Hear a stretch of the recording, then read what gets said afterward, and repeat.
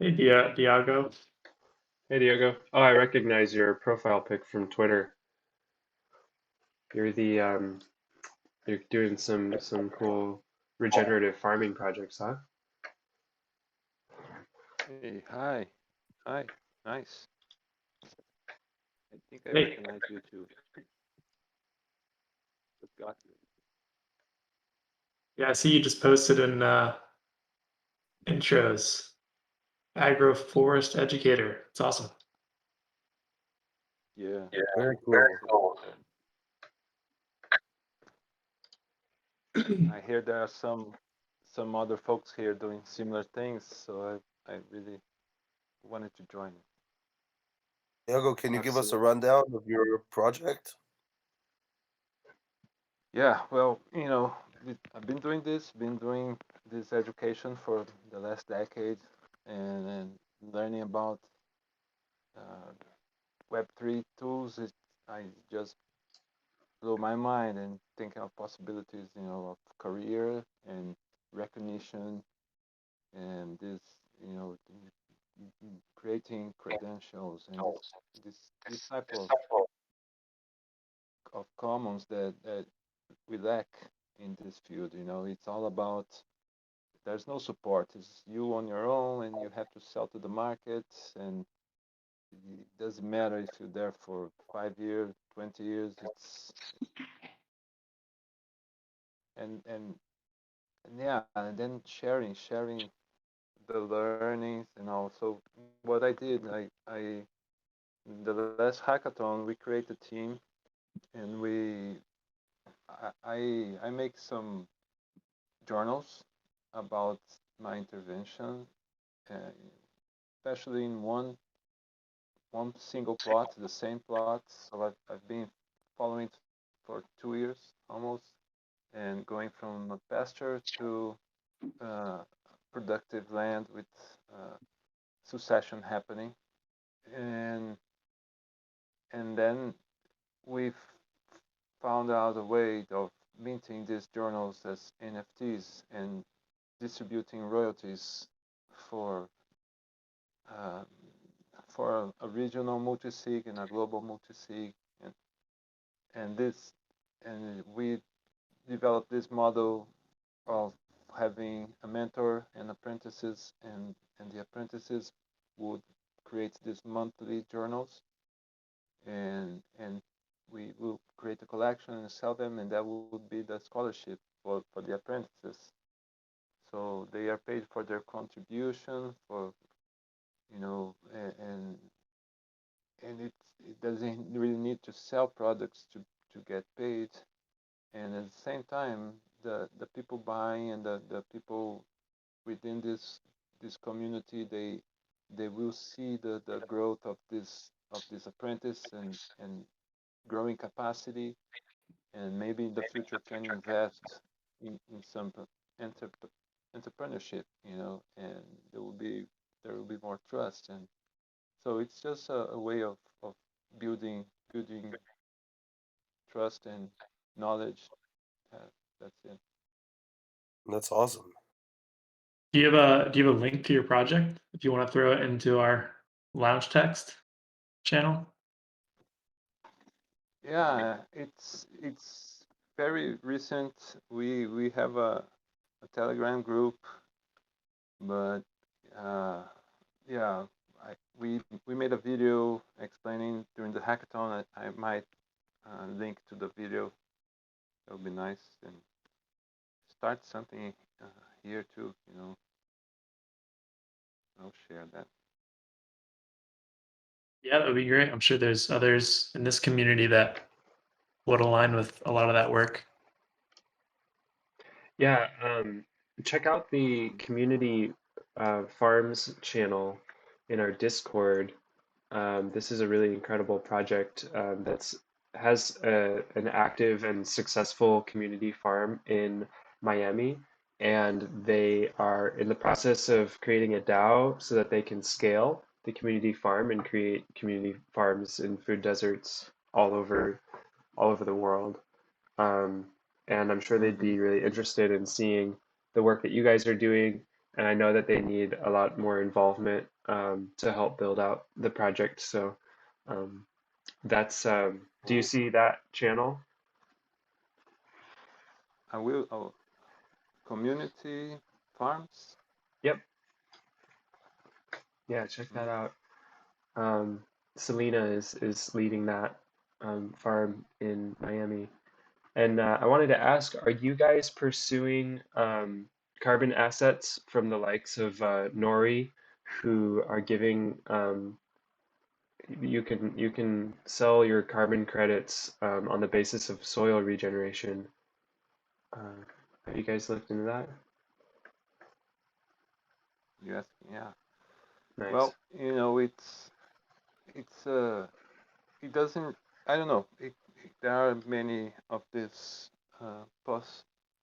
possibilities popping out. And I'm in contact with folks from Region Network, but usually when we're starting in a pasture, it doesn't really store that much carbon.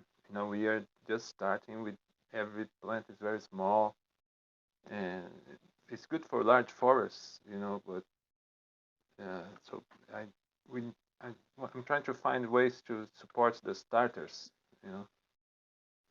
but I definitely looked at it. It should it's more knowledge. It's always important. Yeah, thank you. Yeah, well, I was bringing it up because there's the forestry side of things, which I think more people are aware of. But something I've learned more about recently is that actually having a farm with, you'd say annual crop harvesting and stuff, also can sequester carbon if you're practicing soil regeneration. Like if you're building the soil over time, um, the act of building the soil actually sequesters carbon as well. It doesn't necessarily have to be a forestry project.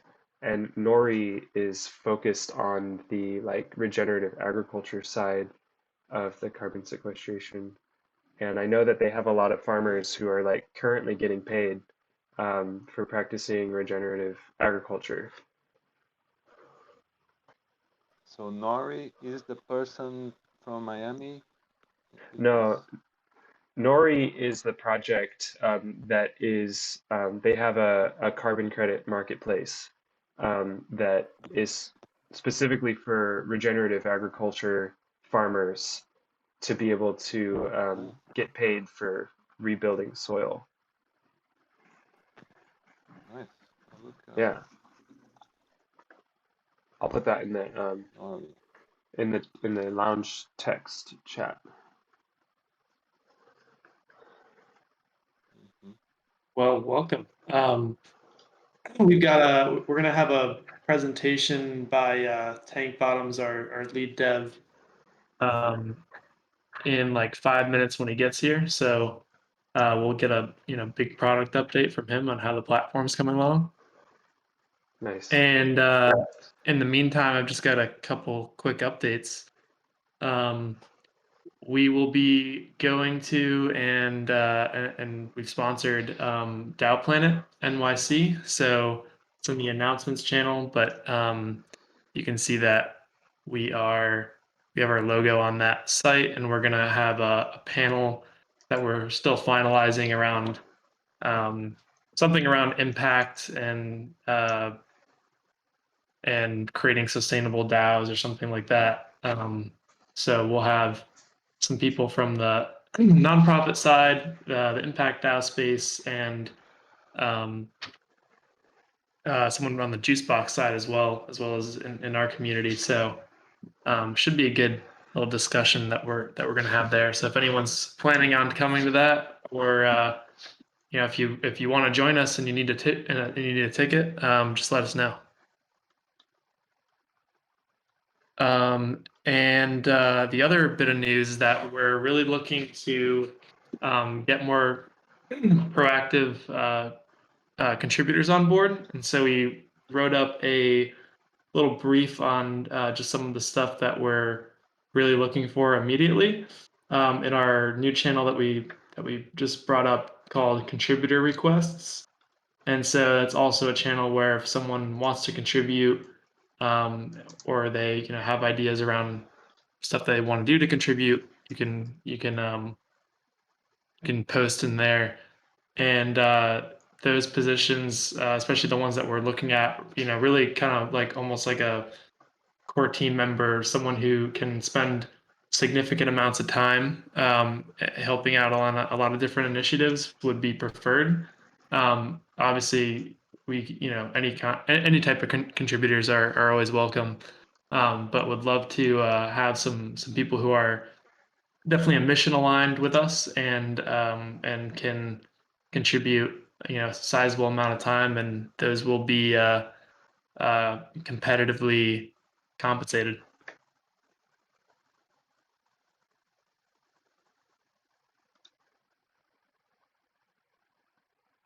Any thoughts from Maiko, or I know Felix, you have you're not feeling too good, so I won't make you talk, but any updates from anyone else? Yeah, I'm really excited about that contributions page that you made. Thanks for that, and really looking forward to getting more involved with more folks. It's gonna be really fun. Um, yeah, so I had posted a suggestion in the Marketing Guild channels about hosting some of our outward-facing meetings on Twitter Spaces. And so I'm curious how everybody here feels about that. Like a specific, I guess I'll just say like the idea of that is just trying to get more people involved in specifically the meetings that would benefit from more exposure, and then continuing to have most of our coordination oriented internal meetings here in Discord. And I'm just noticing that a lot of the impact and refi like discussion is happening on Twitter, and there's a lot of really awesome stuff going on. And I think the overhead or the sort of barrier to entry for me to invite like somebody that I know in the impact community to our town hall in Discord, it's just a slightly higher barrier to entry than Twitter because they're already on Twitter. And just inviting them to the Discord and they have to join the server and all of that. It's not that big of a deal, but also the other thing is that like people get notified when we host a Twitter space, and they might kind of just happen to be around and kind of want to just drop in. So I'm interested in what people think. And do you all personally feel like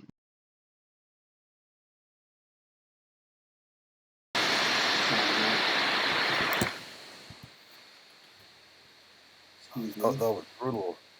Wow, what just happened there? That was like a jump scare. Maiko, I'm not sure if you're still with us, but your mic just did something.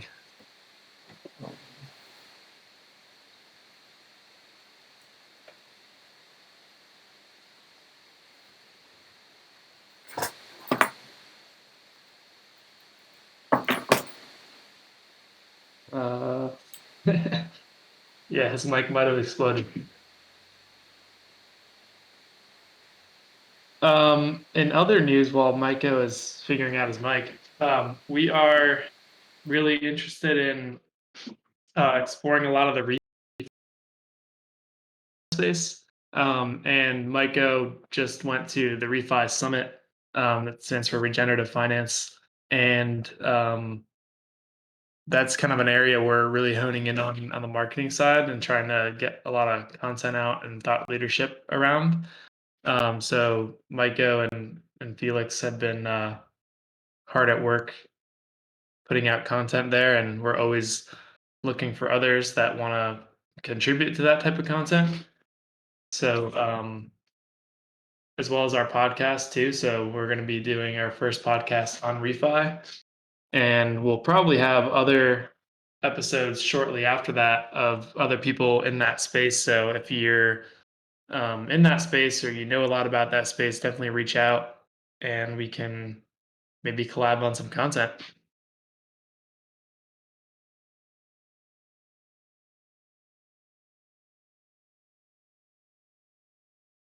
Yep.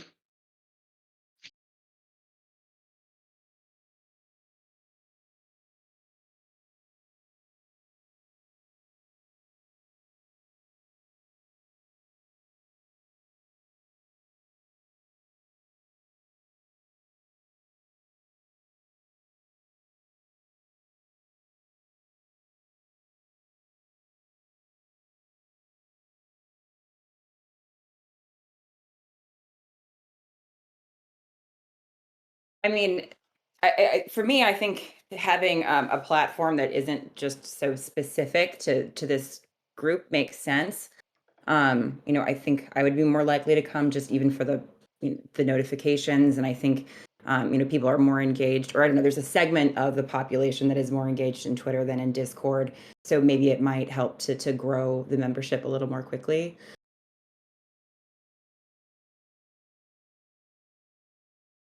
Cool. Thanks for the feedback. Anybody else have feelings about it?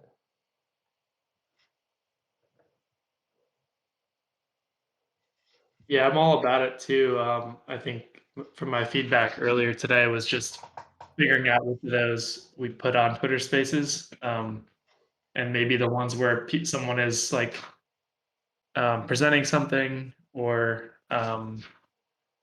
where we have more of some kind of collaborative discussion going on might make more sense. Yeah. So, like, if we have someone, for example, present their project one day, that could be a good space to do that. Right. Yeah, so that's one of the issues though, is that I don't think we can do screen sharing in Twitter Spaces.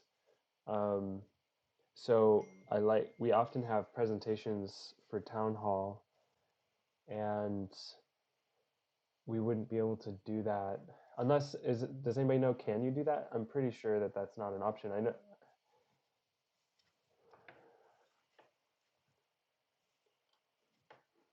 So that might be an issue with that, because even if most of our town halls we don't have somebody doing a presentation, if we want to do a screen share presentation, we'd have to move it to the Discord, and then that just creates a little bit of like inconsistency that might mess with people's ability to plan on coming, or to the appearance of consistency.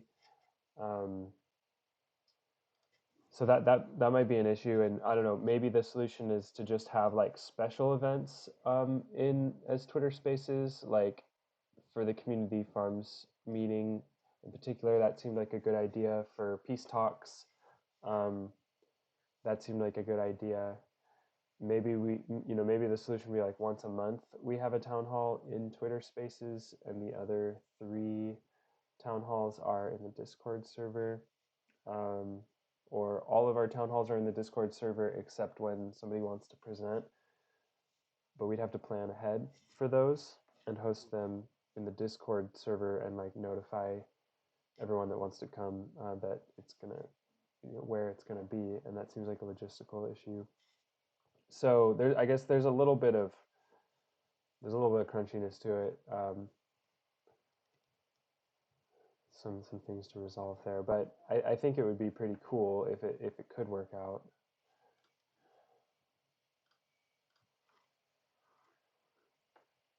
Hey everyone. I agree with you. I think you should probably just focus on once a month doing a Twitter Spaces general event. Maybe not call it the town hall meeting, just something a little bit more marketable to the masses, and then just do your hardcore move members here on Discord, and continue this theme here on the town hall format.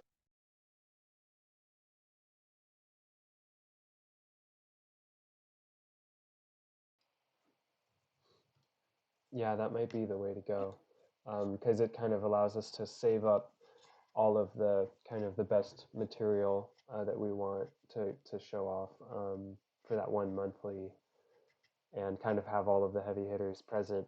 So maybe even like Ryan from Peace DAO, and Fuego and Tank, and like folks who aren't going to be able to show up every week, maybe can plan on this once a month kind of spaces, have everybody all together all at once, and really be able to like show off the really like the high quality projects and players that are involved in movement to the broader refi community out there on Twitter.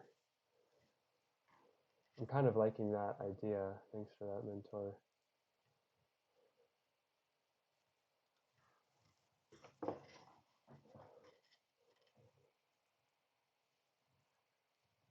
Yeah, sounds good. So I think we just need to plan out a little bit ahead of time, and maybe solicit some feedback to people in the community about if we come up with a topic or something, or if we have some people who want to talk about something, and we kind of coordinate from there.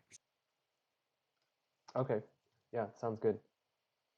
And on the topic of refi, I heard you, and when I dropped back in, talking about it, and yeah, this is something I'm really excited about, and I think we're all really excited about it, and it's brilliant, and I highly recommend, everybody, if you want to go down the rabbit hole of regenerative crypto economics, like the Green Pill by Kevin Owocki is a podcast that's really great, and he's been interviewing some big players in the space that are making some really great impact, and yeah, it's a wonderful thing, and I think that we're a big part of creating this economic framework that rewards people for making choices that create the most benefit globally.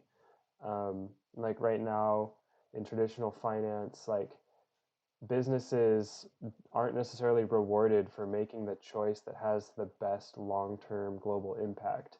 They're just rewarded for the most localized, like short time frame return on their investment. And so with crypto, blockchain, we have the opportunity to create an economic infrastructure where businesses can actually get rewarded for making the right choice. And that's kind of like what we were talking about earlier in this meeting, where people who practice regenerative agriculture can actually get paid for sequestering carbon. And that is being built on chain by a lot of projects like Nori and Regen Network and that kind of thing. So definitely recommend getting into like educating ourselves about that, and it's an exciting time. So happy to be here with everybody working on that.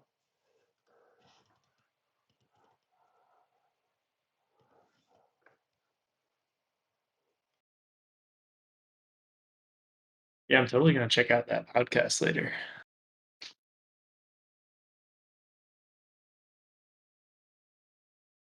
Is that? It looks like you just got picked up by Bankless. Is that what happened? I think I noticed that they were getting really intimate with, like at ETH Denver. I think maybe they forged an alliance at that point, and they started producing his podcasts for him. So Bankless is offering like all of these kinds of services, and one of those services is actually like podcast production at this point. Um, and so they kind of set up all these partnerships and develop like ad revenue opportunities and all that stuff, and now I noticed he wrote the recent Bankless newsletter, which is really cool. So that's really good to see that alliance and get that whole broader audience yeah together. And the Green Pill podcast, the one episode with Gregory Landwa from Regen Network is particularly excellent. I recommend that one.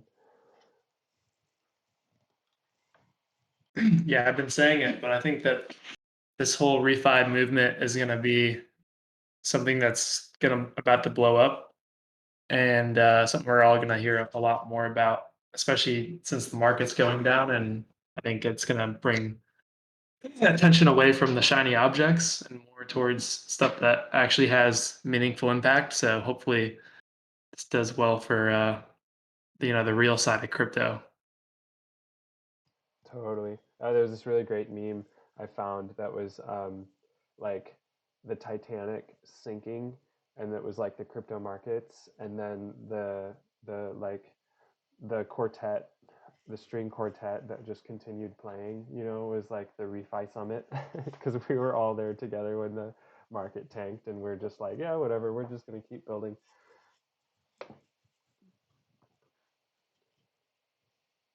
Folks were saying 2022 was going to be the year of the DAO. I don't necessarily disagree with that, but I think it's really going to be the year of refi. I feel like we've already had the year of the DAO. Yeah, I think that's true. It's sort of like a silent movement in a way, but I mean, there's DAOs for everything.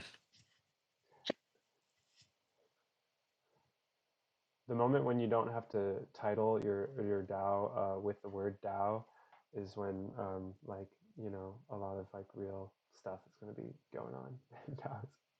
There are like a lot of projects just kind of riding on the narrative at this point. Yeah, that's an interesting perspective. It's like saying corp or something like that at the end of everything in a way. I guess that was a thing when like corporation was a new idea. You put corp on the end. Yeah. So I- backing up just a little bit. Sorry, just had an idea, and I feel bad sometimes chiming in because I've been sort of spotty with my attendance. But Oh, you're I was just good. thinking if yeah, sorry, it's like so much work conflict, and I've been pretty sick, so I just am, like barely hanging on. But I was thinking when you're talking about this podcast and we're talking about doing, Twitter Spaces outreach and what that content should be to kind of expand the user base. I was wondering, is it possible that we could, if you're already creating content for the podcast, would it be possible to just do that live in Twitter Spaces so it's not more content and um, you can kind of combine those two activities? Yeah, totally. By the way, we're super happy to have you here for as much as you can make time to be here. So, don't feel bad at all for, Oh, thanks. I just, yeah. missing whatever you gotta take care of your life. But yeah, we that is something we talked about, and I think that we're gonna do that for Peace DAO. They're gonna record their podcast live on Twitter Spaces. For Movement Mhm. DAO, we think that there's like a qualitative impact on the audio quality through Twitter Spaces that would be better to record through like a purpose-built software for hosting podcast interviews. So we're gonna go with that. But I Uh-huh. like the Any way to idea. do I mean, I them in think tandem? what's that? Would there be any way to do them in tandem, maybe? Oh, that's interesting. Maybe yeah, you could just do them both at the same time. Like, yeah, have a great set of mics and, all your audio equipment set up, but then you're, broadcasting live. I don't know. I'm just trying to think of any. I had the idea, and I Wow, thought yeah, maybe yeah. that would consolidate. What do you think about that, Felix? Yeah, I don't Okay. think that's a bad idea. I think the original notion of the podcast, you have to excuse me because my voice is trash, but ironically. But the original idea was really deep dive interviews would be kind of the podcast, and those would be a little more researched and formal. And then I think the Twitter Spaces would be a lot like what we're doing here, with guests. Mhm. So I really do think of them as two separate contents, which I think it's good for us to have more content rather than not enough. But that's my 2 cents anyway. Sure, that makes sense as well.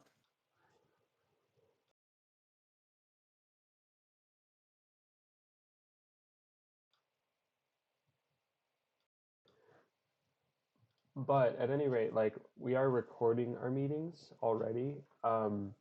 So like we might publish the podcast on Spotify and Apple Podcasts and whatever else, but then the like we'll record the Twitter Spaces like town hall or whatever we end up calling that, and publish it on YouTube.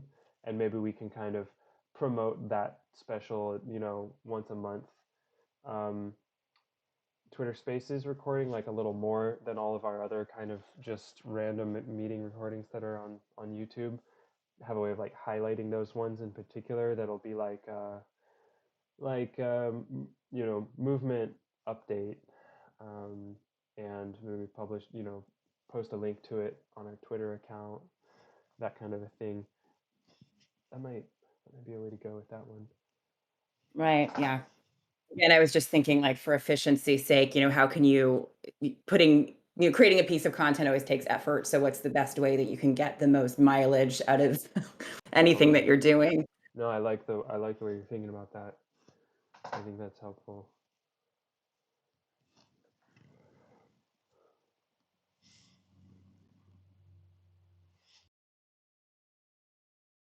Hank should be on here any second now. But what else have we got going on? Anyone have anything interesting that they're working on?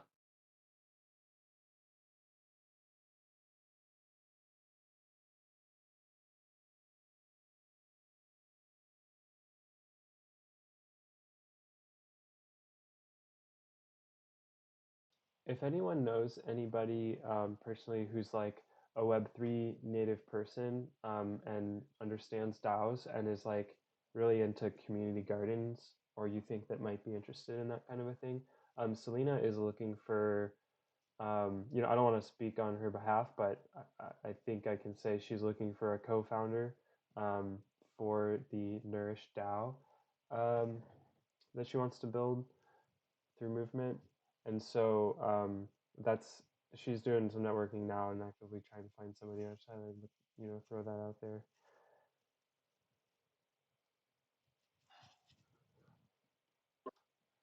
Yeah, especially if they're interested in farming or um, any type of community based impact type stuff. Hey, what's up, Tank? Hi. How are you? I apologize for being late. Can you hear me okay?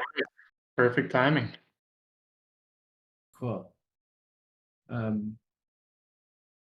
what did you guys talk about so far? Really just kind of went through some updates on what's going on in the DAO and had some people tell us about some of the projects that they're working on. But yeah, it's perfect time to transition into talking about what you've been working on. Sure. Okay. Um, so hello, I'm TankBottoms. And I've been working with the Juicebox team for there's a number of things I'm responsible for, and these are all things that our community and other communities will benefit from. And I can kind of go through what those things are, and generally adding a bunch of features to the Juicebox treasury contracts, as well as user interface, as well as some tooling.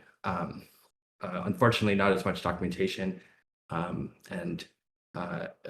So basically, the focus is on getting a bunch of features for the Juicebox community and basically anybody who is working on DAOs and kind of sustainability of DAOs. So, you know, in addition to just having people pool money together, there's just a general issue in terms of like people sustaining. Like right now, we're in the heat of a bunch of DAOs. People are forming them and doing stuff, but you know how they kind of live on beyond the initial funding period or beyond the initial kind of like thrust. If we look at examples like Assange DAO or a Constitution DAO, they, you know, a bunch of people get together, they raise a bunch of money, they buy an NFT, and they kind of fizzle out. That's kind of like the history that we've seen. And, you know, all of us can agree that we like these things to kind of live on and do more. And so that's kind of a big focus. So I'll share my screen, kind of show you kind of some stuff. Is that cool? But before we get into that, I wonder if anyone had any questions about there's a current proposal that we floated into temperature check. And, you know, unlike a lot of, you know, obviously the crypto market just is hurting really bad right now. In addition to UST. So if anyone's lost money with UST, I'm super sorry. I hope they do something about that. Vitalik made a proposal recently. But our treasury, I guess I can share my screen. Let's see.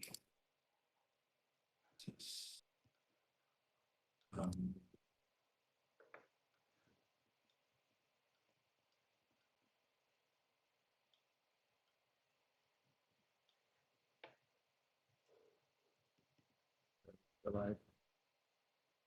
So everyone can see our screen. I'll get larger.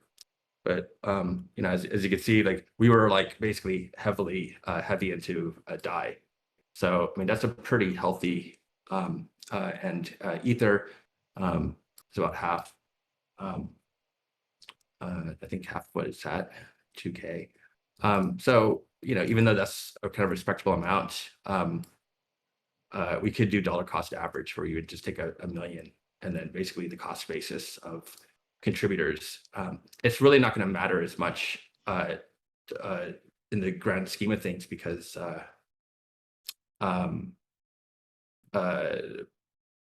we operate in ETH in the DAO, and then all the contributions that occur to the system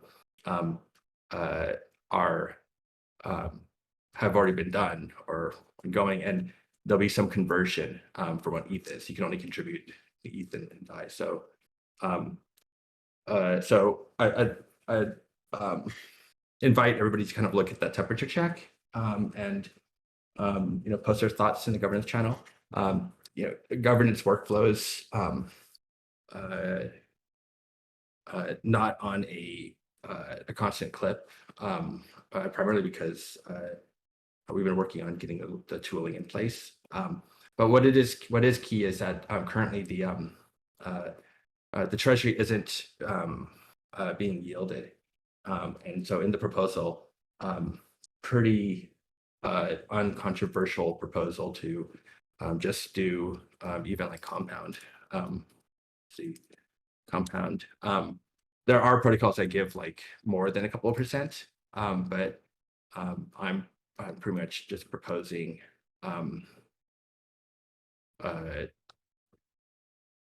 as yeah, 1.4. It's not even that, but on $10 million or $14 million, that's substantial. And considering the premise of the DAO is to you know, use that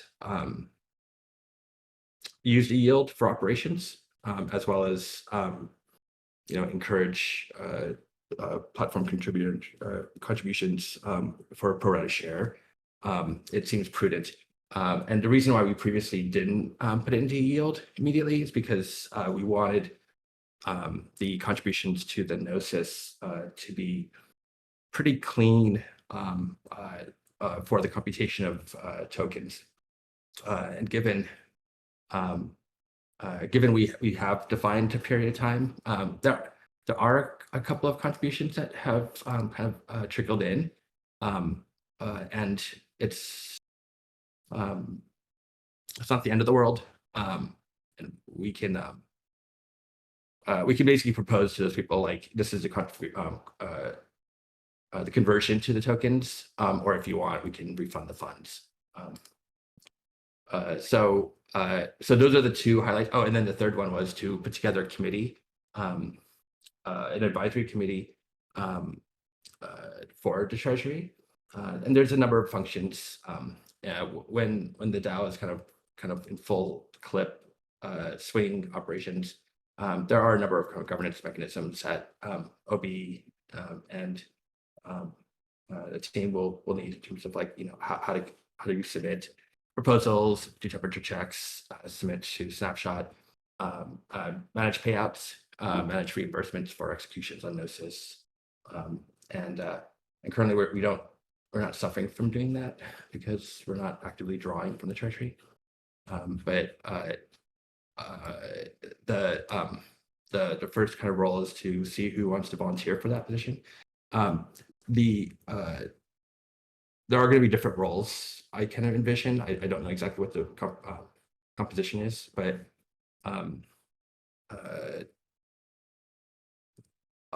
also put a kind of a baseline requirement for volunteers for the Treasury Committee to have, you know, some experience in terms of yielding $500,000 for a couple of years. The idea behind there was really not more as exclusion, but it does. I don't know how. I think everybody can contribute comments in within the various Discord channels in terms of like, hey, I see this protocol is doing this, or what do you guys think about this? But in terms of like providing recommendations that the DAO should act upon. I think we should have some kind of baseline in terms of people. Everybody has different kind of risk thresholds and experience in terms of managing, say, $1 million or more for 5 years in crypto. And I know that excludes a lot of people, but it's really, I was totally open to hearing feedback from that. So I was just kind of throwing something out. And just to add some context to this, just the proposal that just passed the temp check is to convert 1 million of DAI from the treasury into ETH, and then I think it was 10 million DAI to yield farm that. Yeah, those specific. And again, temp checks aren't really designed to like, they're really just temp checks. Hey, what do people think about this? Is this asinine? Is this not? So that there could be some rework on the proposal based on the community's feedback. So like it's anybody who's submitting a proposal for temp check shouldn't feel like it's like a full-on assault, whatever is being proposed or whatever is being responded to. It's just that, a temperature check. And some communities just issue their own poll individually and say, hey, this is an informal temp check. How do people feel about me buying a new computer? The specific proposal was to take a non-trivial amount of money and put it into a non-controversial protocol that provides yield. And the protocol, I don't think it was specified within the temperature check or the proposal, but it is something that has no hacks, even if the yield is 1%, and into a protocol that is not algorithmically controlled or based on some type of collateral that isn't audited, or because as you may or may not know, it's at these levels they're not FDIC insured. I had a couple thoughts. One of them is that I would really like to see the specific protocol in the final proposal, just because I think that having like specific execution directions for Treasury is ideal, just so there's no like room for interpretation there. Either that or having like really specific standards for what you mean by a non-controversial protocol. And like if we're going to do compound, I'd like to actually just put compound in the proposal and vote on that. So it's like really specific exactly where the funds would be going.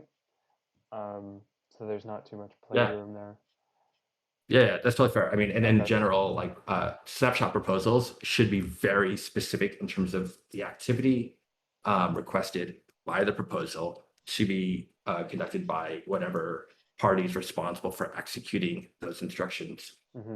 So where it goes, who it goes, how much it goes, like that. Yeah. That's a standard for snapshot proposals. So that's a very reasonable. I think if I were to put compound in the proposal. Well, we're through the snapshot, so I guess before it gets to snapshot, after the temp check, we can take a day to think about what are the specifics, and then kind of throw that into the governance channel to make sure. I mean, does anyone else have any other protocols that they are familiar with? So I mean, just as background, I've put several $1 million into compound routinely. So like, and there's kind of a couple different ways you can do it against the protocol itself, or you can do it against single-sided pools and Curve, or you can just swap against the CDAI. So it's I trust it more than. And there's Notional is another one, and Unagi is another one that I've put non-trivial amounts of money into. Notional I haven't. Primarily because I don't tend to, I'd rather get less yield without the lockup. And Unagi and Compound are the only protocols that I've actually gone through all the source code and have a pretty good idea of like how they work. And most other protocols in general have more sophisticated vault systems, and their reward is their governance token. So you have to kind of screw with this other governance token. You basically have to rake it and then convert it if you want your main asset to Compound, and which is the reason why I worked with Unagi, because I liked that implementation. We are getting to a stage where implementing a vault strategy ourselves, we are getting to the scale where when you're at like 20 million, it does become somewhat reasonable to implement that. It's just the technical expertise in terms of pulling that off, and the audit. If we're doing it for like one of the discussions or one of the ideas that's currently in development, along the lines of the design of the DAO treasury with movement to auto compound within the treasury. We had a very specific endowment banking system implemented within the open law or the tribute stack, and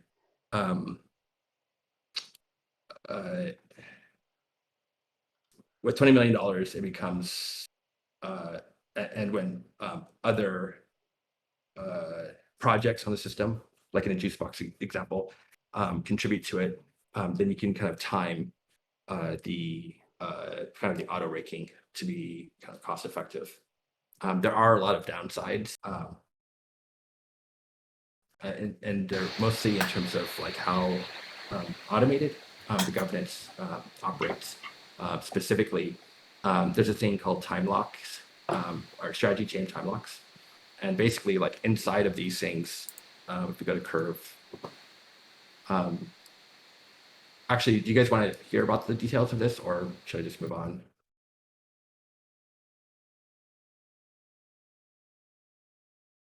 Yeah, I'll just quickly. So you can see like this is a three asset protocol. This is in what they call a vault, and then these are the blends, and then there's an admin fee that goes to Curve, and then they effectively what everyone actually just does is that they just go to some type of liquidity pool, and then farm it here. The only problem is that if you're doing something with ETH or some other token, there's a thing called impermanent loss. So if you fund this liquidity pool, DAI in ETH, with $10 million, well, ETH is kind of dropped in value, but this pool is still going to swap between those things, and so there's a thing called IL, impermanent loss, that you suffer from, because obviously now ETH to DAI is off. So when you create a liquidity position, when you add liquidity, what you're actually doing is you're defining a range here in terms of which when you get yield or when you get fees for swaps. So you get 2.5% of fees, and so when you add liquidity, and so Uniswap does two assets, but Compound, you have these more these sophisticated, Curve. You have these three things, trippy things, and then try crypto things. So that's why I don't like these. So you might get more yield. STETH, I do like STETH because we are invested in the protocol in 60 days. But we're going to buy ETH too, and basically just the proof of work protocol is going to move over to proof of stake, and so it's kind of the base premise is that do you believe in ETH, and if you do, then this has more yield. And in fact, if you go to Lido, I use Lido, but it's kind of maybe it's probably cheaper just to do to get it on. Yeah, see, it's cheaper to get on 1 inch, but you can go to like you get like 3% or 3.7% on just on ETH. So that's a non-trivial amount of money to earn. Point taken. We could probably do like, the concern is that if the premise is to spend yield on funding the DAO, we're a couple months into it. We should put it to yield. We should not have to worry about the yield. Something worse than just paying attention to stuff like that. And then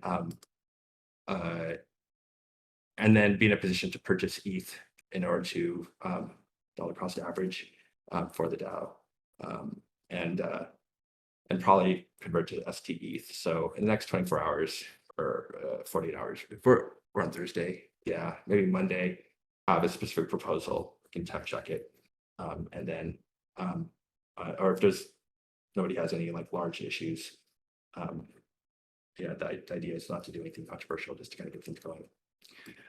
So let's talk about the work. So let's see, juicebox dot. So what I've been doing specifically is working with Juicebox. Two things. One is there's a staking mechanism for the protocol. So the protocol, Juicebox, just like last week deployed a V2. So if we go here, we go to all, then we go to filter. So these are all the new V2 projects. This is number 2. And so this protocol needs some time to marinate, and issues need to be kind of surfaced. But like I said, these are every contributor, from dev to writers to marketing to graphic design. These are like the top class people that are very they're tracking. And so one feature that we want to introduce is staking. So basically you get tokens, and then you have your JBX tokens, and then based on which one you have, you can stake it for a predefined amount of time. And so the idea is, this is basically Curve. Curve is one who kind of brought this up. The longer you stake, the more voting power. So the equation is voting power equals tokens times lock time remaining and max lock time. So lock time remaining divided by max time. You can imagine if you take the max, you get 1. So the max lock time is like 1,000 days, and you lock it for time remaining for 1,000 days. 1,000 over 1,000 is 1, and you multiply that by how many tokens you have. You get your full voting weight. If you lock it up for 10 days, that's 1/100th. So your token multiplied by 1/100th is your voting power. So basically, it aligns the incentives of the token holders with the governance power. So longer you lock, if you have 1/100th tokens and you lock it for 1,000 days, someone who has 1,000 times more tokens than you, who locked it up for 10 days, you have the same voting weight. So it's pretty. Additionally, with this product. Sorry, is there a question? I was just gonna see if you could, throughout this explanation, just kind of put it into perspective for everyone, like why this matters for us. Sure. So Yeah. So every DAO is going to want to have some token economics like planned out for their DAO. So when we issue tokens, there's going to be a bunch of tokens in the like floating in the wild. What will make community members feel confident, or contributors feel confident contributing to the protocol, let's say next month, You guys want to know that the first 100 people, the first 50 people who contribute to this protocol, staked for 1,000 days, and they care about the protocol. So rug pulls. You want to make sure that like this isn't just a token sale. There's a rug pull. So it is a governance mechanism that we can implement in a contract directly, but it's also a mechanism that we think that all movements are going to want to employ to some degree, and all Juicebox projects are going to want to employ to some degree, and so that's specifically squarely whether the tooling around making the voting token, having different characters, defining different block times, defining different utilities in what you do. But effectively, without this token, when you lock your tokens in, you get a banana dressed in some outfit, and this banana correlates to a specific character and a specific amount of tokens that you have. So this clown is mapped to 3,000. Now, so what I'm doing is making the tooling to customize these slots for any project on our platform, on the Juicebox platform, and in turn our platform, and then basically by doing this and locking it up for 1,000 days, you're removing supply from the market. So as I showed you, anyone can come along to Uniswap, and if I have a bunch of tokens, I can come in here and I can create, and I have a bunch of ETH. I can put a bunch of Move and ETH into a pool. Anyone can do this, and I can define what the ratio is, and that basically creates a liquidity pool at a certain point, and you can do it from 0 to infinity, or you can do it at a very specific what they call concentrated liquidity positions. Anyway, this is not really a lesson of LP strategies, but basically by locking up tokens and by locking up tokens, one, this token is what is whitelisted for snapshot. So your voting is computed based on this token, not on the JBX or the movement token. And then two, you're moving supply. So you have a voting mechanism that's aligned with the people who care about the long-term success of your protocol, and you have you're moving supply from the market, which in turn removes it from being added to a liquidity pool, which in turn preserves the value of that token, as well as instill trust that the community or the financial contributors of the protocol are aligned with the long-term vision and execution of the DAO. Do you have any concerns about this affecting, basically increasing the friction for voter participation? Like, that's kind of a common topic, is like, how do we get more engagement in participating in proposals and voting on proposals? You guys haven't launched this right on Juicebox yet to have any like data on how much that. Okay. No, but if you look at voter participation in DAOs in general, I mean, I think it's very low in general. I mean, so yeah, I mean, let's look at I don't know what the number is. Let's see, snapshot. So the answer to your question is, I don't know if the goal is to make this super frictionless, but or actually, we don't care about this. We care about Uniswap. So there's 30K people who've signed up for voting. I'm gonna guess there's a lot more than 30K who have Uni in their wallets. So to kind of address your question, we want to make everything we do on Juicebox and our platform super easy to do, and explain it well. a lot of effort goes into how the UI is designed and what information is conveyed, and how we make it easier. That's, I think, up to.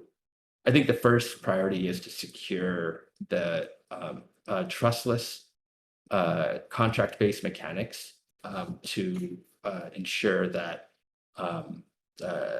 project contributors don't dump their tokens. I think that's the first priority, and that the contracts are sound, and that there's a mechanism to do that. The second priority, I think, is to ensure that we do it in a way that is scalable for all movements or other projects. And then third one is education. How do you get more people to be involved in the governance and participate?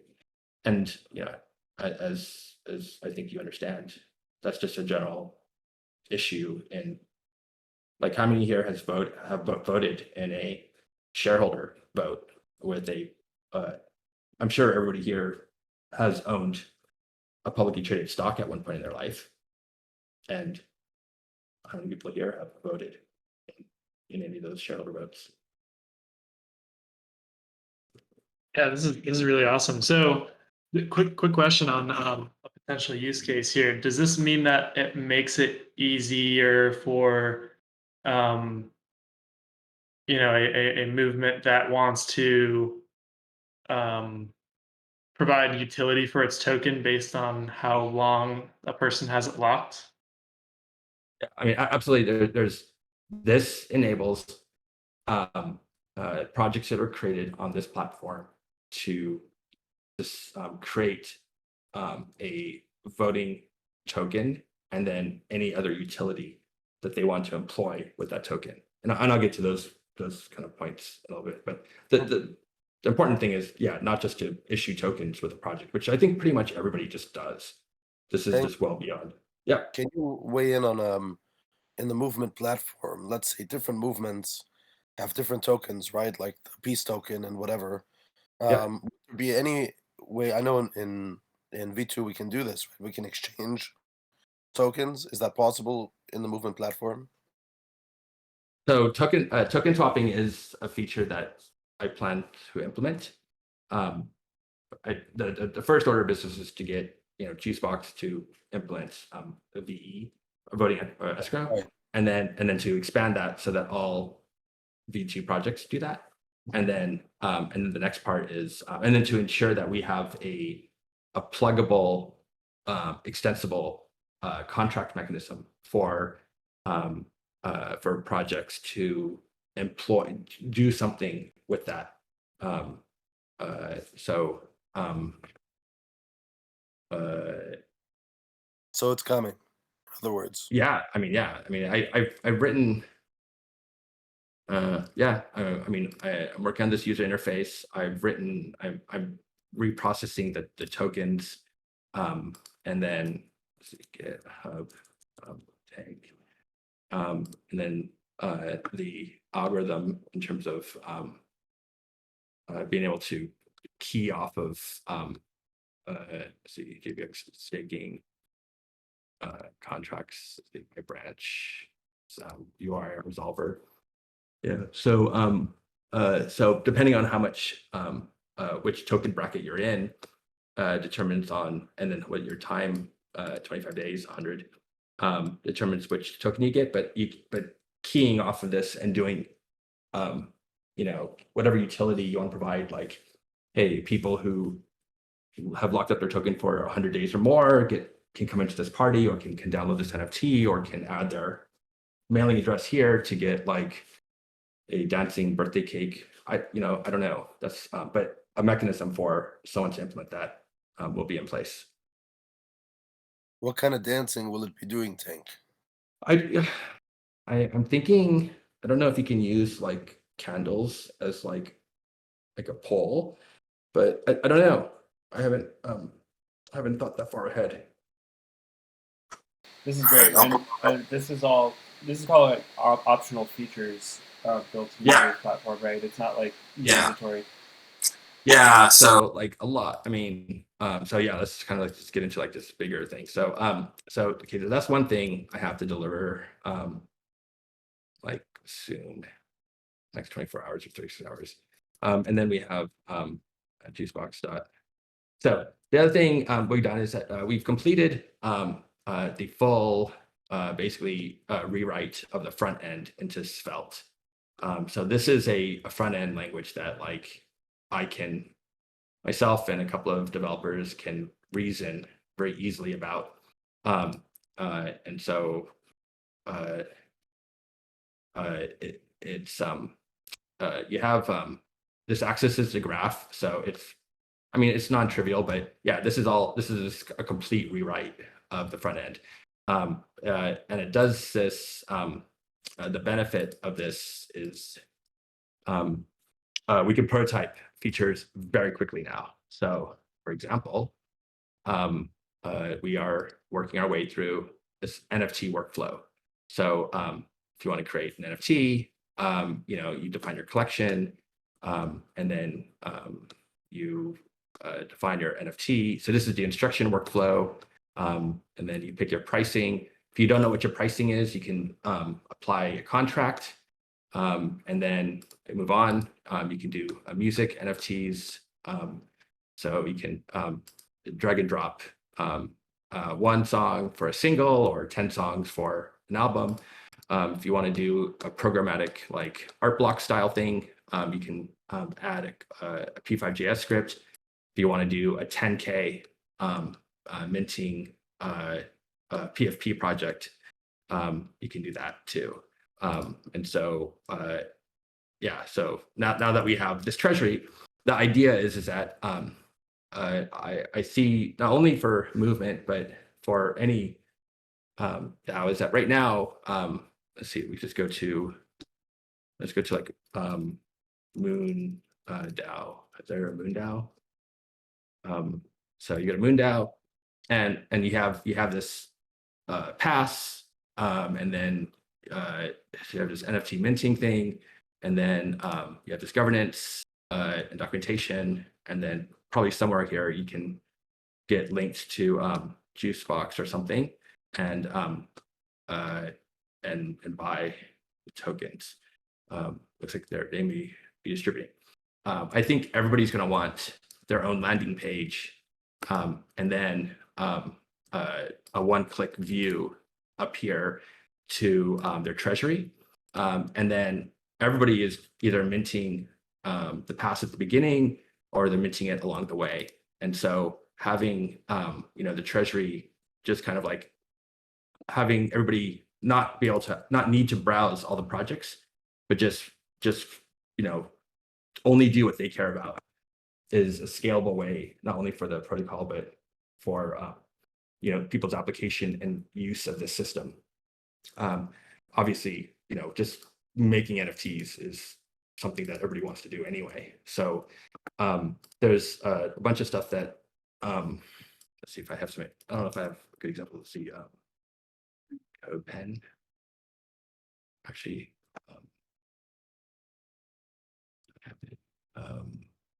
yeah, here it is. So I'm trying to make templates that make it really easy for people to create like membership cards and a template. Basically, like for how you present an album or a single or a PFP project or a membership card. There's a couple of like scenarios that we just see over and over and over and over again.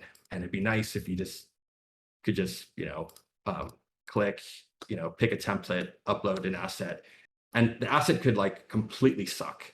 But you can do something like this, and not that of course Bat Batty is way cool, but like it looks a lot cooler now, and that's just code. That this does two things. So how it works with movement, or our platform and the greater platform is that one, I think people can launch projects that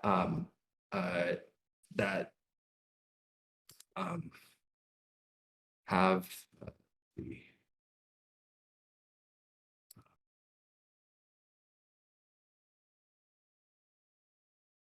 people can being able to show, hey, I want to buy your token. That's great, but being able to have buy NFT gives projects kind of more degrees to being sustainable.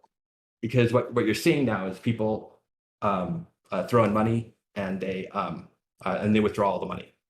They don't hang out in the system at all. Juicebox has been super successful in fundraising for projects, but we'd like to see people stay forever and basically operate this as a multi-sig. And what Juicebox does that nobody else does very well, that like everybody could learn from, is let's see. The Juicebox money is just a treasury management. Like they effectively use this as a multi-sig. So that's like that's what it basically is. So back to the point of close this. So to get on point, the purpose of the NFT within the creation workflow or within the life cycle of the project is to provide more ongoing activities for projects or movements to sustain and not feel compelled to leave the platform and manage it. Anyone have any questions with that kind of stuff? Do you guys have in the pipeline, or it almost seems like you're kind of getting close to this with what you're showing here, which would be an on-chain voting system that doesn't rely on a multi-sig? Yeah. Like, where is that in your vision of all of this? As Yeah. far as like, do you want that? Is that in the Yes. pipeline? Is it possible? Is it very difficult to do? I'm curious about that. So Right now, it is in the pipeline. After the stuff I just described is, a ton of work by itself. And there's, like I said, like the strongest people in Web3 are in Juicebox. They're like on top of turning projects into treasuries. There's a Beanstalk protocol. Do you know this Beanstalk protocol?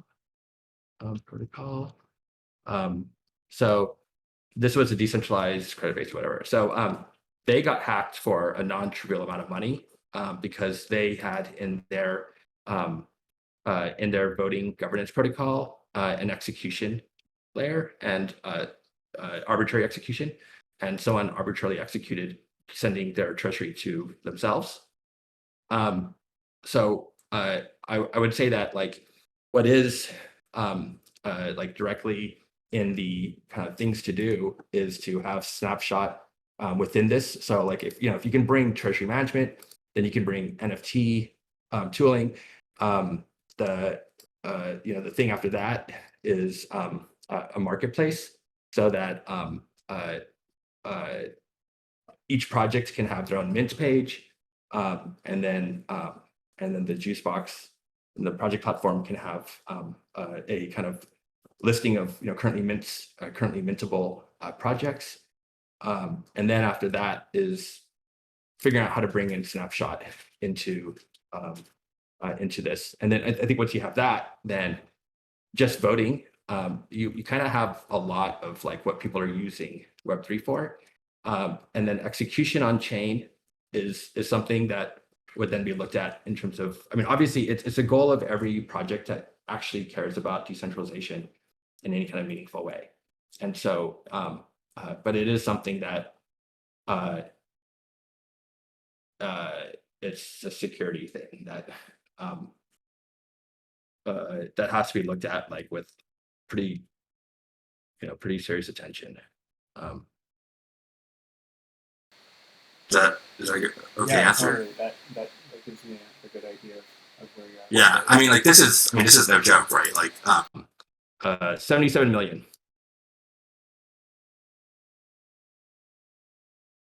So, so there. I mean, I think you know they've been talking with the JuiceBox protocol to like raise this again, but yeah, exploit. Well, I'm curious about you know, examples of like multi-sig cosigners running off with the treasury, and if there are, you know, I'm kind of surprised that we haven't been hearing more about kind of multi-sig cosigners like just colluding and running off with like DAO treasuries. well, But I wonder I mean, if you know, if that's going on, if like this kind of thing is comparable to that kind of thing, and which one is actually producing more value loss. Oh, sorry. So I think the strategy that most people employ, and you know, including JuiceBox, is you just get a ton of people on the multi-sig. Like some people who are you know, real people who care about Web3, you know, like and that have real, you know, meat space, you know, personalities, so that like, yeah, that you don't put internet randos. You certainly don't put the majority of internet randos on your multi-sig. Yeah, That's I think personal. Gitcoin has 11 fully doxed cosigners, and it seems like they're pretty happy with that number. You know, and yeah, JuiceBox has 17, 19, 13. I mean, right. So it, and everybody on the are like, you know, real people who give a shit. But yeah, so back to your question. We want to be very mindful of doing, of course, on-chain execution makes the protocol like unstoppable, for sure. But it's not a done deal. But we're taking baby steps. I mean, certainly, I feel pretty confident that like what we're doing is, you know, at the tip of state of the art without being foolish or without being we're not running with scissors. Like we're certainly like being mindful about. yeah, one of the use cases that I feel like you know, on-chain execution would serve are like fully grassroots movements that want to have a shared treasury and actually don't have any like central personalities that they want to put in charge of the treasury, or also like people who don't want to become attack vectors for the movement.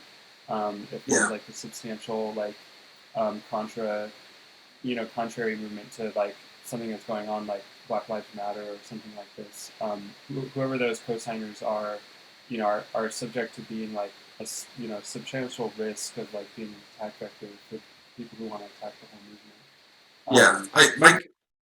My gut says that if we make another thing that I don't think it's not in the code yet, or it's not been checked in yet, but we do have connecting Twitter to this, and so my gut says is that even with like super anon projects, Black Lives Matter, there'll be some Twitter personality that is fine to be put as there's 20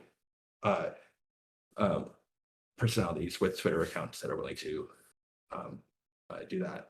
I think it gets more questionable, like if it's like cocaine DAO or something, where yeah, I think as long as the platform is used for something good, I don't really see it. But that's not to say that we don't care about it. We do care about it. We want everything on chain. For any number of reasons. And also I don't know what the answer is in terms of like, I haven't looked at the problem myself in terms of arbitrary execution and how that manages the governance. I would suspect that, you know, doing the project management, and then NFT management, and then moving to layer 2 or having layer 2 underneath, that, because then you have to implement bridging, and or whether you do either layer 2 underneath. So like if you look at like tornado, they have this tornado cache, and it basically uses XDAI underneath.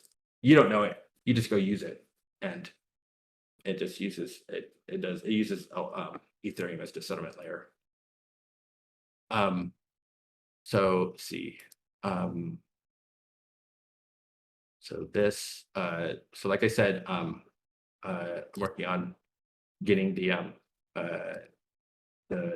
Juicebox voting escrow token, and this NFT workflow for all these different types, how those assets are rendered and built. Ideally, we'd like to do it in the browser. And so it's kind of like non-trivial to do a bunch of like audio and video and image processing, but that's fine.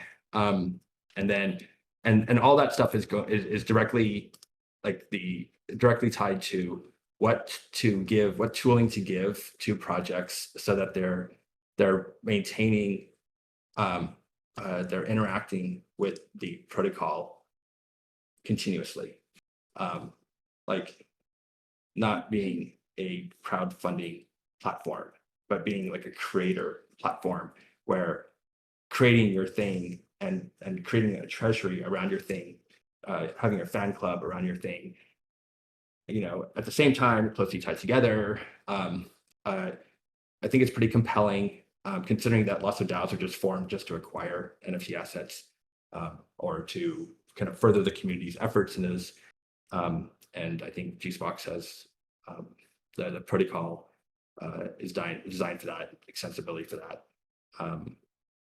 So that is a priority. And then the next priority after the NFT tooling, which Dr. Gorilla is working on, is turning in a treasury into a vault. So as I was saying previously, we had these ideas of token pools where you can define what tokens and what strategies go in.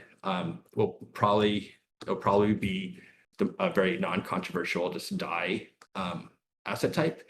But I think we can all agree that we're going to want to launch something that treasuries can, see how much ETH they have, and then how much DAI they have, and then have some mechanism to save and defray their position.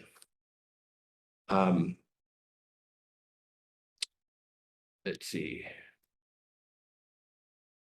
Is everything clear in terms of like the benefits to that the work that we're doing is not only benefiting the open source community for the Juicebox and the devs there, but also for movement DAO and what our goals are, as and trying to keep, trying to do that for, best in class tooling. I mean, I can't think of any tooling, and there is work in terms of like looking at like what does Mirror do, what does this do, what does this do, and I'm sure you guys all think about that when you kind of look at and assess other platforms.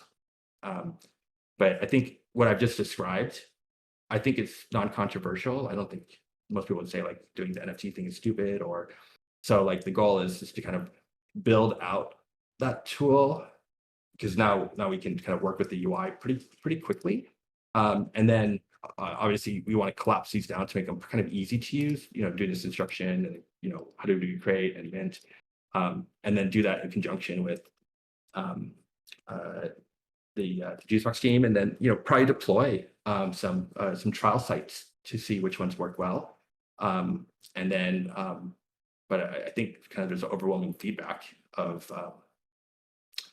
that people want to do this, and then doing DAI, integrating Twitter, just those things.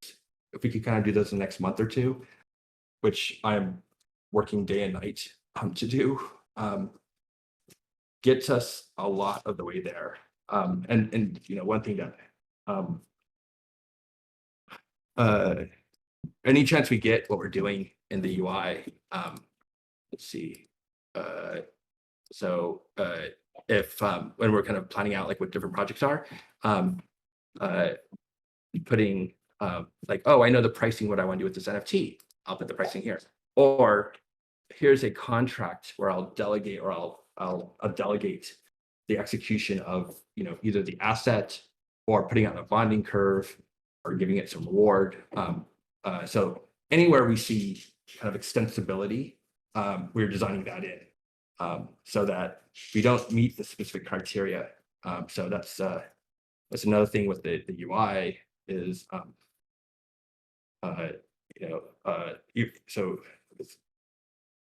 yeah, this one is this whole thing with extensions. So when you create a project, you know, we're gonna want to go, okay, here's some warnings, put in the contract address, and you know, and then maybe have some templates. But that's another thing, you know, we're working on is, you know, how do we make safe these extensions when you start adding them in to your treasury? And are there, you know, what do we know we should allow? What should we block? If someone puts, should we not block anything? Let people put whatever they want, but then have warnings all over the place when they use it. You know, like there's, but that I feel like if we kind of go through these avenues of these kind of like known feature sets, and then in those feature sets, try to do as much as possible. And then when there's some extensibility, have contract extensibility, and then kind of refine the UI so that we can work with the PL team and you know, and then deploy some standalone sites for people who are artists that are doing a music album or doing artwork that that is a case study, and kind of get some experience there. And obviously, you know, it's a lot of work. I'm trying to compact, but the big deal of doing it in Svelte is, yeah, like I think from start to finish, this entire site was like 3 weeks. I mean, it's not perfectly finished, but it works. And to be very clear, like we got to stand on the shoulders of, like, you know, we didn't have to design anything, you know, they designed it already. So we were just able to like rewrite it and just be like super very focused on you know, getting a specific feature set in place. And then but anyway, the main point is that like now we can like go to town with, add this, we can try this, we can add it, but you know, creating a creator platform with a treasury and some treasury DeFi management tools and some non, you know, rug voting equity. Yeah, like we're partying.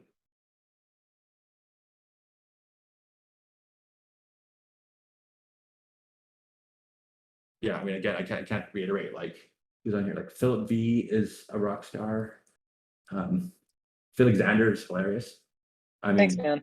It's like, I mean, yeah, Philip V, I work a lot with him. I don't know if you guys, I don't know if you guys know these, like Philip V, like he is like the governance like overlord, and he handles all the snapshot votes, and like, and it's a super fast cycle with hundreds of thousands of dollars being processed with a bunch of, like, there's a lot going on, and but also just like providing feedback in terms of like he'll go through and, you know, edit the text, you know, and just, he's a front end dev too.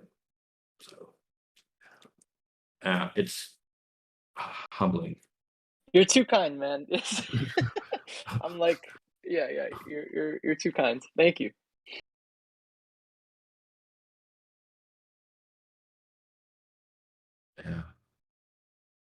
Yeah, I mean, it's You know, it looks really good, man. I'm just want to thank you all. I'm glad to be here. Just found about moving down today and being here, having this amazing class. It's a pleasure. It's an honor, and it's night here, and I've been looking to that into like kind of hurt my eyes. I wonder if you had planning on dark mode or something like that.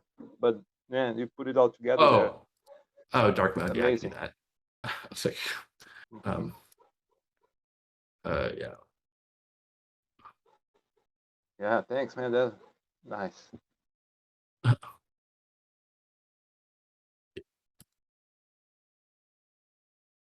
Yeah, it's pretty sick.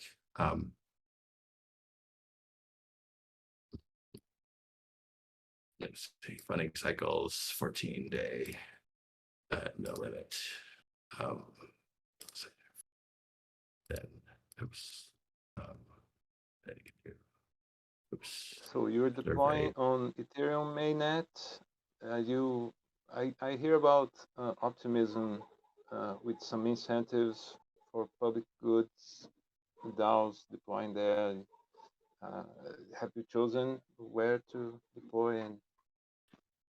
And yeah. So I deployed to so if it's EVM, so this is an EVM. It could be, oh, actually it's Matic. I don't have Matic in here. Anyway, I deployed to whatever it's called, Matic Polygon. It's something to worry about later. They all don't have anything going on that we care about right now. I mean, it's cheaper, it's nice.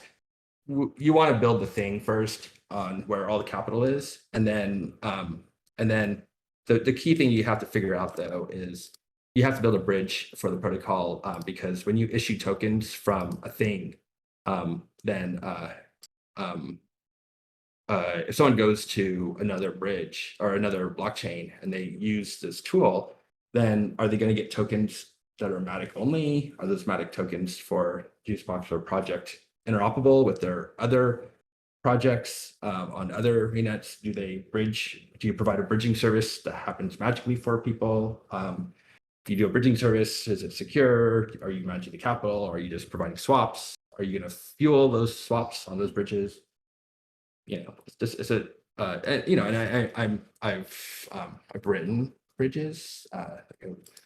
It's not live yet, but yeah, actually, never mind. It's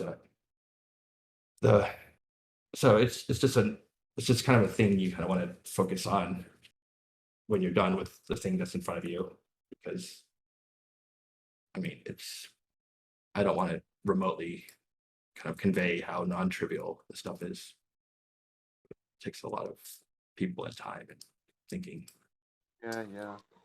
And then one other question is about storage of all the data from these NFTs, because my team we're creating monthly journals to be used for learning agroforestry and following some interventions over time, and going back to that, creating a database, and yeah. So yeah, I'm planning on I haven't done it here, but I was planning on adding HTML and PDF.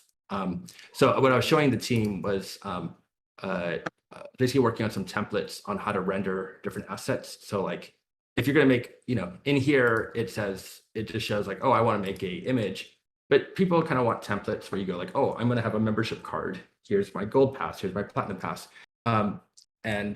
So I've been trying to do this when it's when I'm kind of like fried from programming, and I'm just like, well, I'll try to like look at something pretty, even though this is kind of annoying programming too. In doing that, I have been thinking about other types of content, as long as I don't kind of lose focus on, these are kind of the key multimedia assets, but what is missing is 3D and blogging type stuff. So like the quick answer is it will probably ship with those things, because once I solve kind of the presentation of the stuff, and then so presenting it will be easy peasy. Once I kind of have like how I can make it pretty so that you don't have to worry about making it pretty if you don't want to. And then storing it, yes, we use IPFS. Some people have been talking to some representatives from Arweave. All I care about, and then I've been also looking at specifically ceramic. So if you know the musicians out there want to like ship albums, then this uses IPFS, but it has a streaming layer on it, which is decentralized. You have to host it yourself now, which is fine. It's kind of annoying, but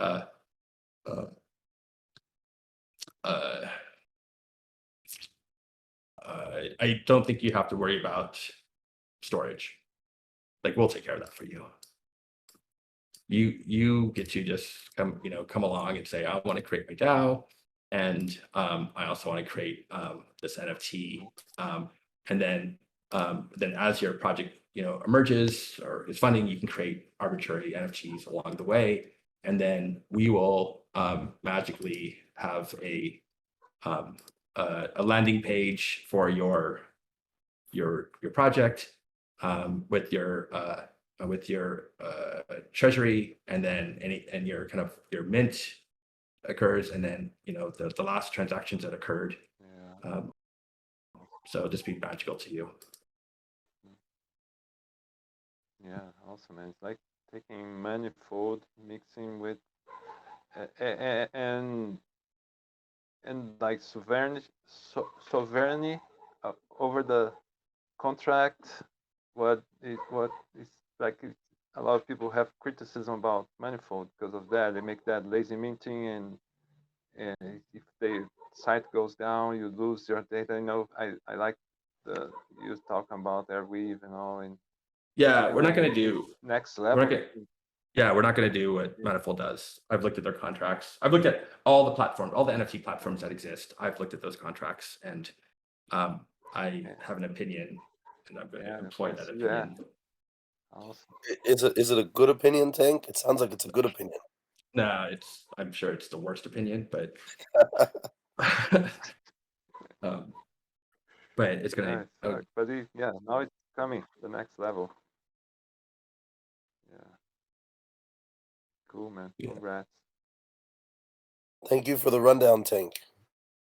Thank you for all your Bannyverse lore.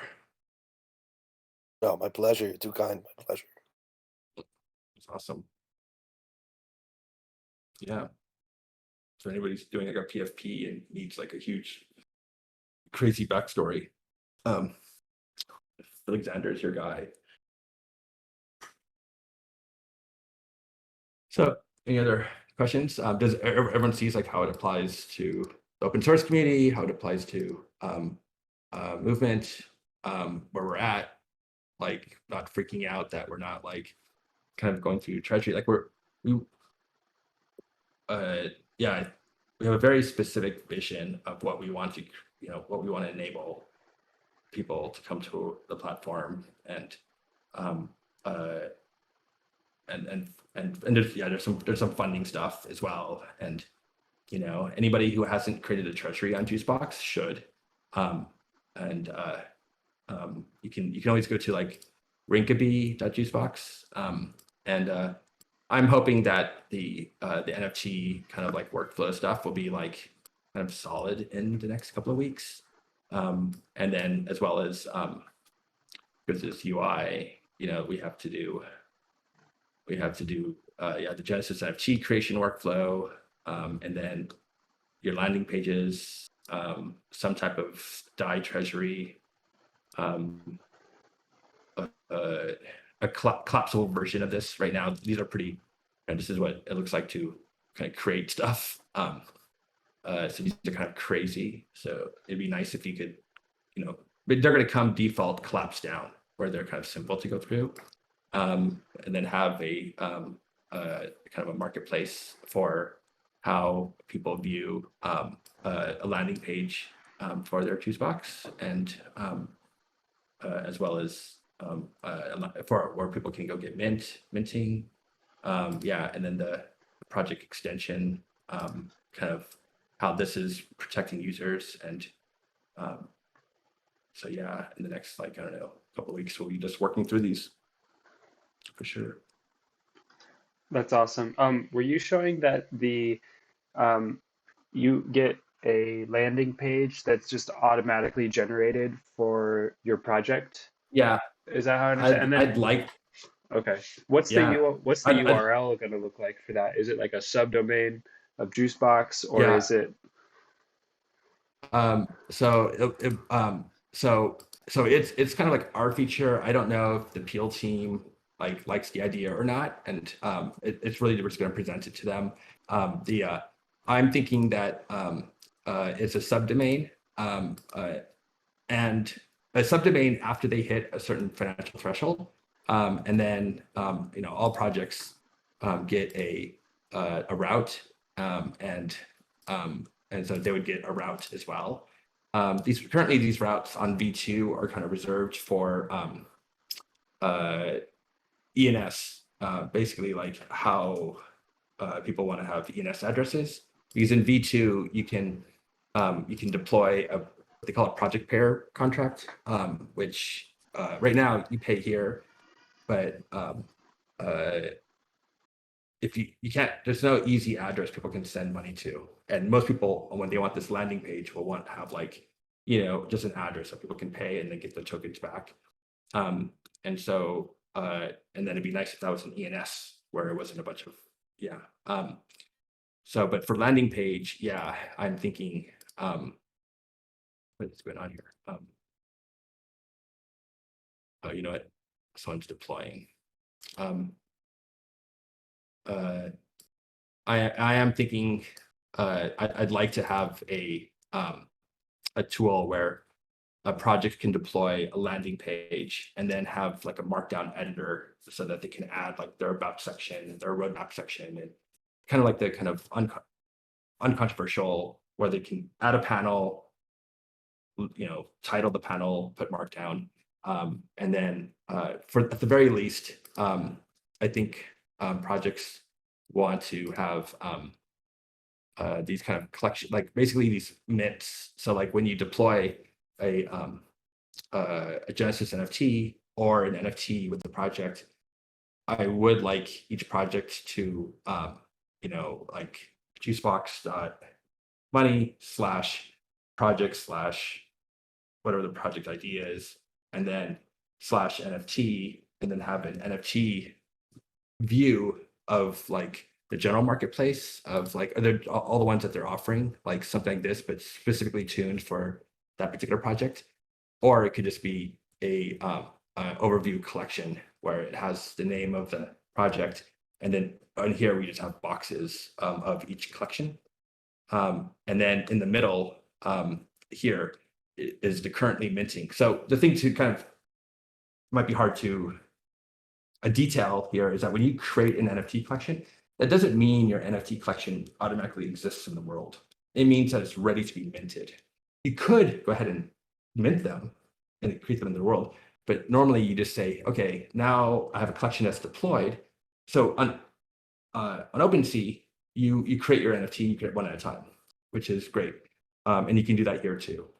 But if you want to create like a collection that people mint and then pay for each mint as they come along, then you're going to need a minting page. And so like that's pretty much, well, I mean, that example I showed you guys, not Moonbirds, but Moon DAO, something like that. See, I mean, that's what they did, right? So like in this time, NFT minting begins, you get some NFT and you have to push some button mint. So like this is pretty much like the 99% use case of DAOs, actually. Right.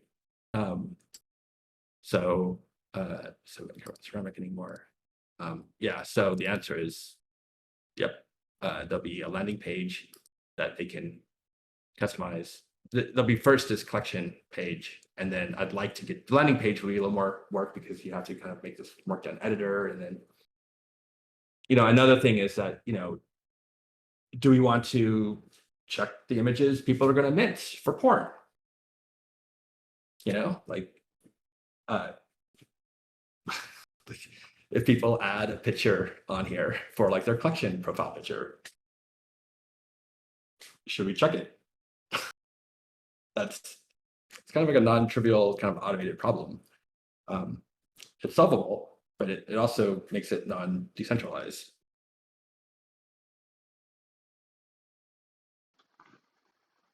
Yeah, that's interesting. I mean, I like Juicebox positioning itself as the sort of permissionless option, but that isn't a very interesting conundrum, especially when you get into things that are not just pornography, but like actually illegal and unethical. Yeah. Yeah, and that's the difference between having a protocol and supporting the protocol, and that's why we're supporting it, because I think there is a place in the world for that to happen for people who can't raise money or need to raise money, and for people, people can make their own decisions. Our goal is a little different. We don't expect to have a cocaine movement, and yeah. So it's just kind of it's a balance between like contributing what's needed for the open source community, and then like looking at, okay, this is how we're going to work with ours, make it available for the open source community, and they're smart guys, they're going to do what makes the right sense, and we're supporting them. But like, yeah, I mean that's one where like my gut says it's not a big deal. It's first time around, like for the first little bit, and then we can kind of get back to it in like V2 or V3. But it's on the blockchain. So if they create an NFT and they do something weird, like, I don't know.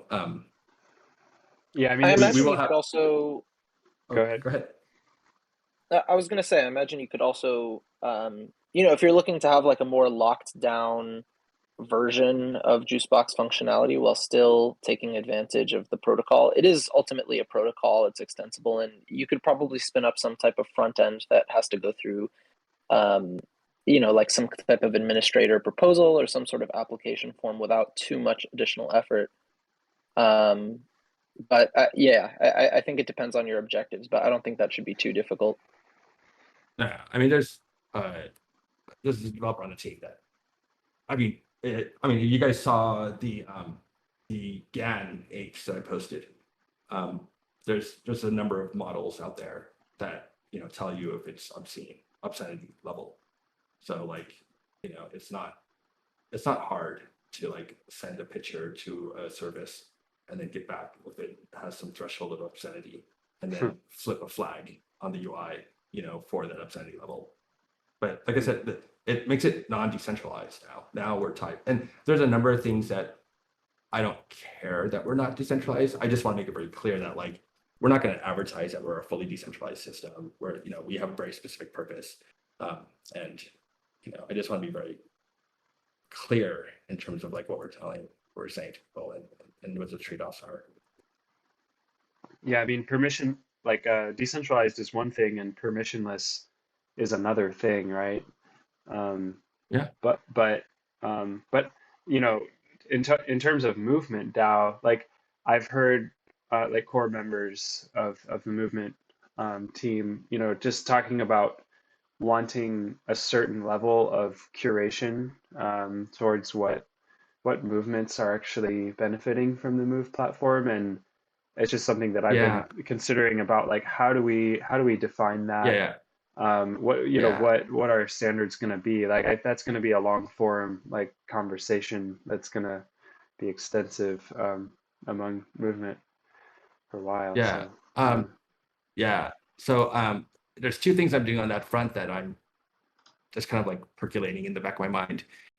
One is I'd like to have badges for projects, and each badge kind of course, these aren't good examples of badges because they're all kind of complicated, but that's another thing I do when I'm bored is work on an algorithm that will basically compute this, so we don't have to actually have pictures. We can just compute it, and then I can just send it like a couple of variables on how complex I want it.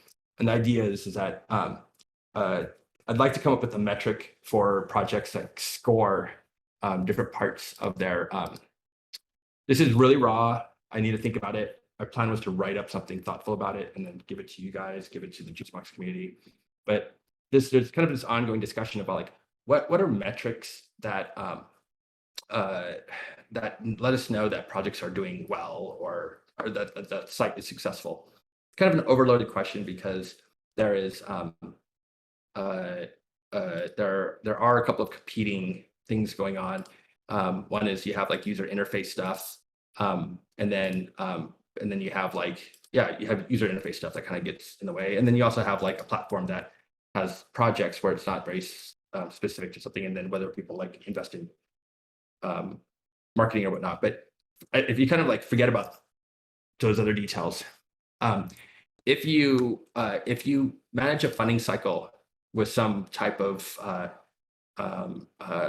parameters, we can score that. If you have number of contributors being compensated, you can score that. If you have a reserve rate, you can score that. And then if you have activity in terms of all events and then these specific events, you can score that. And then you also have time, block numbers, block 1 to block n. I'd like to come up with a badging system that's just one badge that you can click on, and then you can get this kind of report. There's also stuff that I've worked on before where you can look at addresses. And there's a Moody DAO does this for Juicebox on Twitter, but you can do it programmatically because I've written it before. But you can basically crawl addresses and then look at relationships between addresses to each other and to other contracts, and create basically a map and some kind of like trust threshold of like, do they go to Tornado every other transaction? Do they do this? Do they do that? And basically come up with a score. And there is a scoring mechanism that Juicebox has partnered with for scoring people's participation with Snapshot and how long they've held a token and what they do with that token. But the net of it is that I'd like to come up with a badge that represents some level of trust threshold success of projects. And from that, I think what we'll find, we'll have a bunch of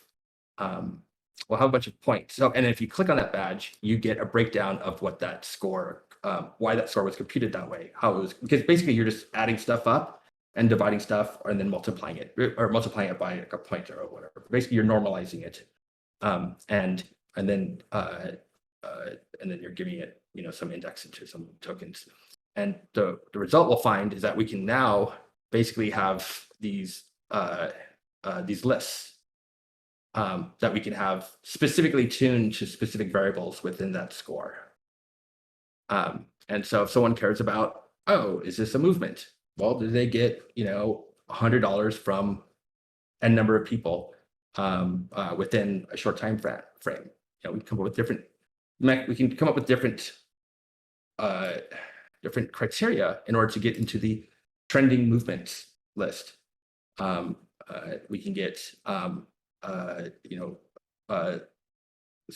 trending decentralized projects, trending creator projects. Creator projects are probably like 1 or 2 or less than n number of people, whether they have NFTs, what they don't.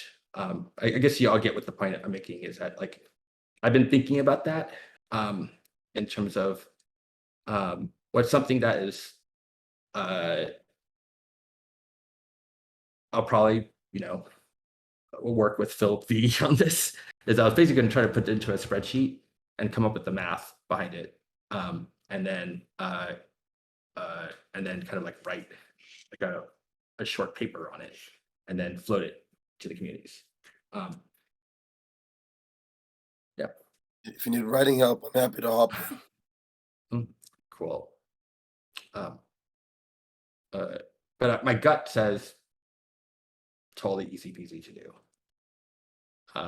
Because I know that you can look at an address and based on some certain criteria, look at smart contracts and addresses. So smart contracts are just addresses with code behind them, and then look at transaction history and basically come up with a score in which whether they're squirrely or not. Like I've written that before, and so like and extending that to like individuals and then a network of individuals. that's manageable. But the only hesitancy I have on this is that it is a running service. So like, however simple or however complex it is, you kind of have to have like your idea of what it is, and then you have to kind of go to the beginning of time and process the blockchain. And that's just so super. I mean, we have a couple of local machines here. So and I have a couple of archive nodes that I've used for scanning the blockchain for this type of like metadata aggregation. But it is, it's a thing in itself. And I kind of wanted to like get through this other work. Well, I have to get through this other work. And then write a paper on it, talk to the Moody DAO guys. But this is definitely something that could be its own DAO, its own software that runs on something. And then like you get a membership to the DAO, and you verify like some meat space information, and then they give you a score, and that meat space information would greatly add to your points on whatever computed points badge you get.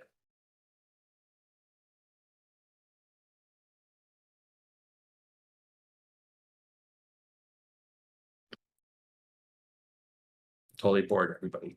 Cool. No, that was amazing. Yeah, I feel bad. We're all muted in Discord. It's hard to give feedback, but this is great. Thank you. Yeah, no, this has been incredibly helpful. Thank you so much for taking the time to walk us through all of this. A lot of really amazing stuff. Yeah. Absolutely, it's my job. Your art there is so cool, by the way. What the heck? That's a lot. That's a lot of good stuff. Yeah, I mean, so like my wife put this together, and then so this is easy to compute.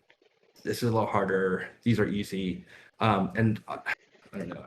I'm not really. I kind of done embarrassed myself for today, but like sometime I'll show you guys like the basically like a generative algorithm that I'd like to mint from the system, and then so like yes, like I said, the idea is that there'll be a badging system, there'll be a DAO that's awesome.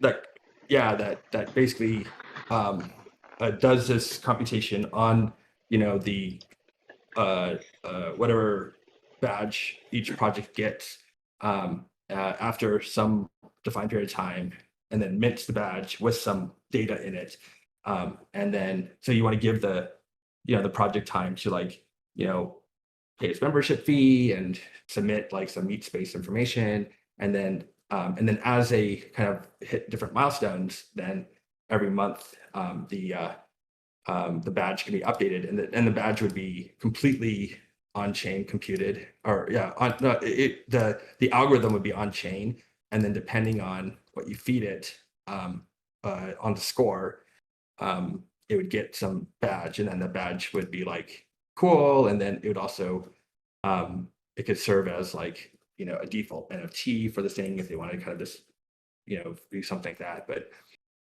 But yeah, I mean everything I'm saying is just non-trivial, takes time, and I have like other stuff that has priority, but that's my gut says that that's the way to do it. Like I feel like doing something that just kind of scores things. Well, one, there's nothing you can do that on the day that it's deployed, you can give it a badge that has any meaningful weight to it. And so, and then it's not really fair to give like a shitty badge for someone who's just starting out and for people to rely on it. But it is an important thing to come up with these, more interesting, finer grain views, like bubbling up projects that have more than 5 contributors, or some type of how they configure their reserve rate. And but like I said, I just kind of need to get through what I'm doing now, and then I'll think about it. But I do think it's super solvable, and super applicable, and we may just have a very coarse version of it. Like the key thing I'm thinking about is like what are projects that people are just kind of kicking off, and then what are movements? And I'm thinking about movements as like, you know, some donor is going to plop in like 1,000 ETH, you know, from the get-go. And so like a badge that has like a non-trivial amount of ETH shoved in, you know, within the first 10 days kind of should be, you know, highlighted somewhere else. That's an interesting way to think about it.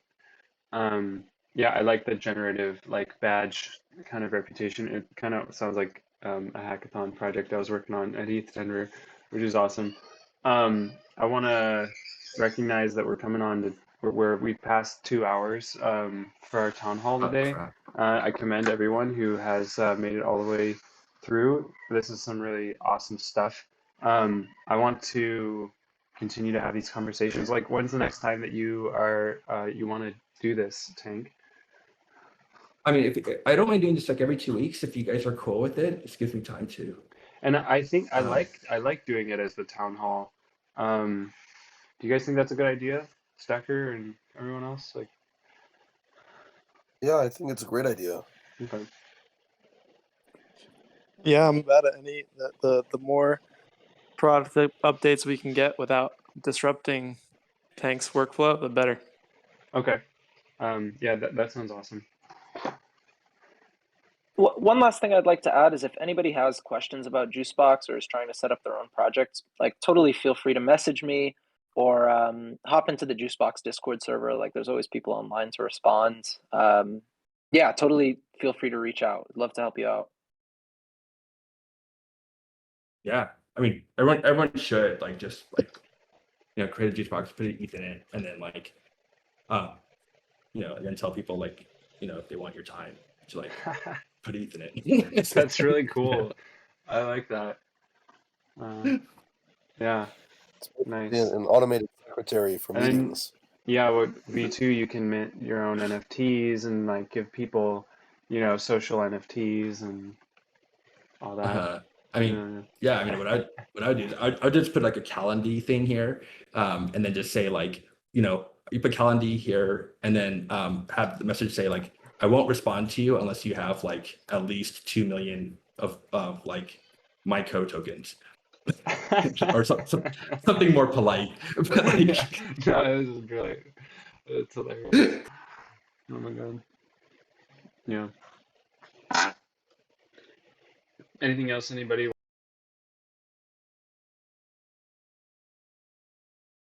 I just want to say, yeah, it's really, really amazing, and I look forward to see it. Hopefully, be able to test it someday. And I'm sure that with the use of the community, this tool is going to get better and better with all those gated possibilities and yeah, and your creativity. So you're thinking, it's great to learn about it. Yeah, thanks a lot.